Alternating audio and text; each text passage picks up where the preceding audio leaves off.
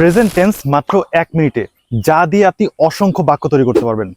যে টেন্স দ্বারা regular activity, যেটা কাজ সবসময় হয় এবং কোনো কিছু সত্য, এইটা বোঝায়, তাকে আমরা প্রেজেন্ট টেন্স বলি।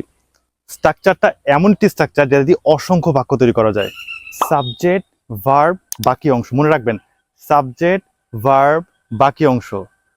প্রথমে সাবজেক্ট বসাবো, তারপর যে কাজটা করি, তারপর বাকি অংশ। আমি ভাত খাই, আই ইট রাইস। সে ভাত খায়, হি ভার্ব ইটস রাইস।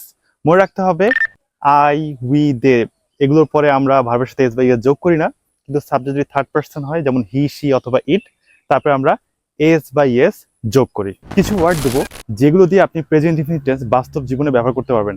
এই ওয়ার্ডগুলো হলো always, regularly, often, very often, occasionally, usually, normally, generally। যেমন আমি সবসময় সকালে ঘুম থেকে উঠি, I always get up early in the morning। সে সবসময় সকালে ঘুম থেকে ওঠে, he always gets up early in the morning। মনে রাখবেন, সব জায়গায় কিন্তু সাবজেক্টের পরে ভার্বই আসতেছে, কিন্তু এই ওয়ার্ডগুলো দিয়ে আমরা আরো স্পেসিফিকলি কথা বলতে পারি। আচ্ছা, সে সবসময় এখানে আসে, এর ইংরেজি কি হবে? অবশ্যই কমেন্ট সেকশনে জানাবেন। আর আমরা নেক্সট ভিডিওতে আমরা প্রেজেন্ট কন্টিনিউয়াস টেন্স 2 মিনিটে শিখবো। See you the next video.